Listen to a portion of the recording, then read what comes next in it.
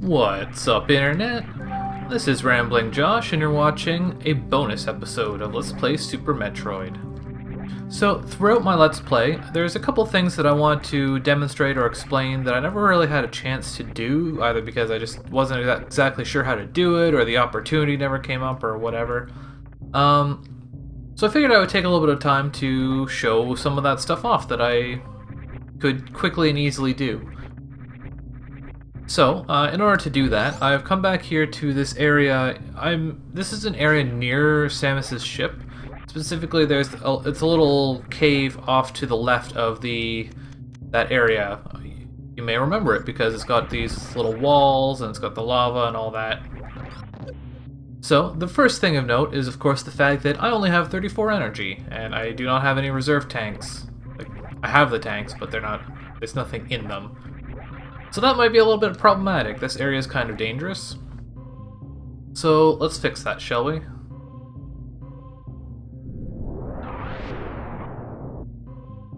So this is an ability called the Crystal Flash. Basically, if you have less than 50 energy and no reserve tanks, and you have at least 10 missiles, 10 super missiles, and 11 power bombs, you can do the Crystal Flash. You go into the morph ball, you hold down, angle up, and shoot. Angle down and angle up are those two buttons, the default to L and R. So holding all of those, Samus will kind of like ball herself up into her suit or whatever and consume the missiles, super missiles, and power bombs and completely restore her energy. I don't think it restores... Oh, wow. It restores reserve tanks as well. That's pretty cool. And you have to have the power bombs selected for that to work. So that's pretty cool. I'm sure a lot of people don't know that that's there, but it can be pretty handy. So, I know I just made my way through that area, but we're actually going to be coming back here in just a moment. Because I want to demonstrate something else. So, to demonstrate that, what we need to do, I have to come up here. There's two things that I want to show here. So we need to leave the room and come back. That's because I want to reset the blocks that I destroyed and reclose the door that was on that side of the screen. So that stuff should be all, that stuff is all reset. So now what I want to do is I want the wave beam and the spazer. I don't know if having ice on matters. It probably doesn't. I'm gonna shut up for a second so you can listen.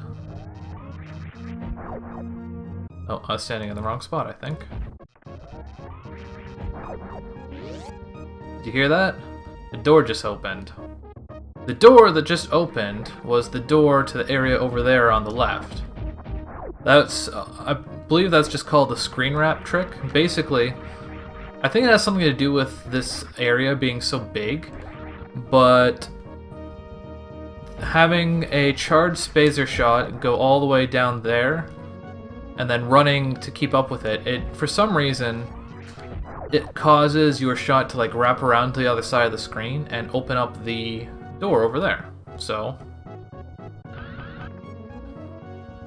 I didn't actually know I could charge that up there. I thought I might be able to demonstrate something else here, but I'll do that later.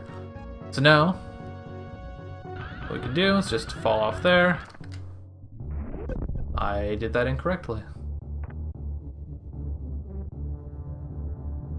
Okay.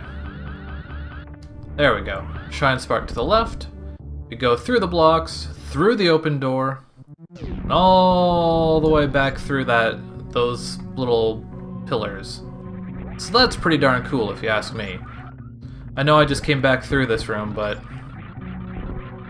that's one of the cooler shine sparks in the game. And it's not as often seen as the other one. I know I mentioned the other one in the actual playthrough. It's called I think it's referred to as Lake Fly. Oh, speaking of, I am actually going back to that area right now. So now that I've demonstrated those two things, I want to talk a little bit about exactly how the speed booster works.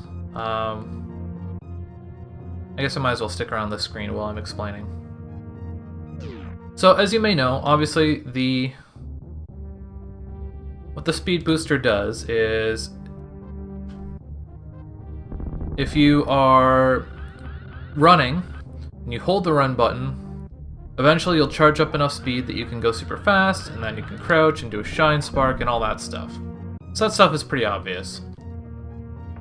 But the exact way that the shine spark works is a little bit more complicated than that.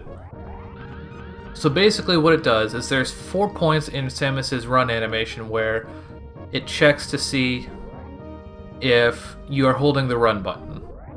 Wow, did I just... No. So basically what that means is that if you were to press the run button at exactly those 4 frames, you could execute the blue, this little blue shiny status without actually holding the run button. Now why does that matter, you might ask? Well, look at it like this. It's basically called a short charge, and the reason for that is because it reduces the distance that you need to travel to actually charge up the suit. So for example, if I had a small area, say I had an area this size, and I need to charge up a shine spark in that distance, obviously you can't do that just by running. Because for the entire duration that Samus is moving, you're running, but not all of that is counting towards actually activating your blue suit. So by tapping the button on those exact frames, you can reduce the distance that Samus needs to charge up. There's also another little nuance to it, wherein you can do this like stuttering thing. I can't actually do it. Oh, I guess that's kind of doing it there. Where Samus is in her run animation, and that gives you another little bit of extra leeway at the start.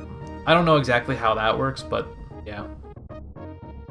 So basically there's 4 steps to it. It's called a 1-tap, 2-tap, 3-tap, or 4-tap, depending on how many of the individual frames that the game checks you are actually inputting on.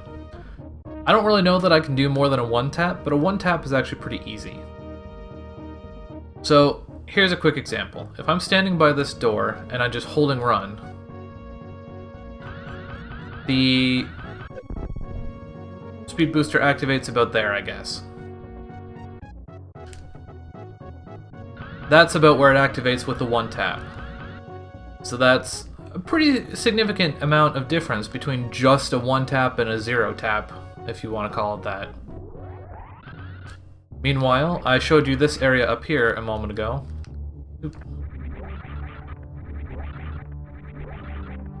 It's actually possible to charge up your speed booster on this little thing.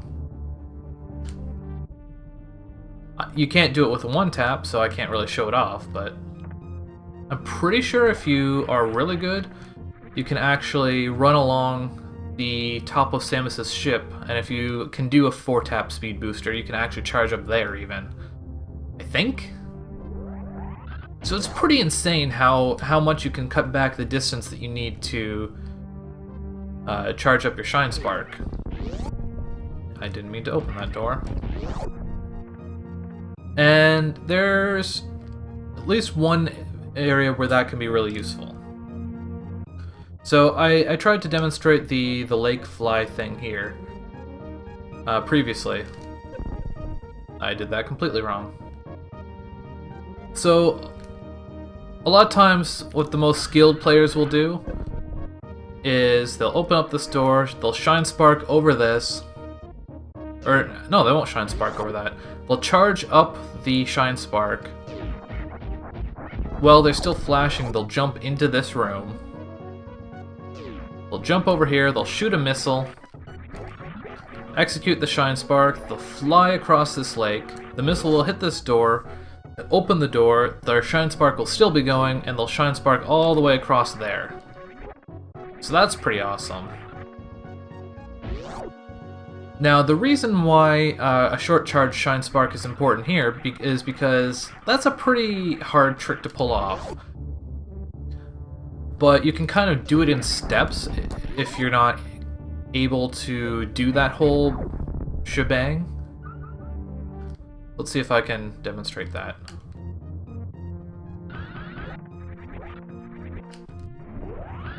So, I can't get the charge to last until I get into this room. I'm not very good at it, but by using a one tap, can I just do it in this room? I don't think so. Yeah. So see, you can't quite charge up the Shine Spark here, but should be able to. Yeah, there we go. And I went the wrong direction. But you can see that I charged up the Shine Spark, so that's demonstration there. Let's actually get it though.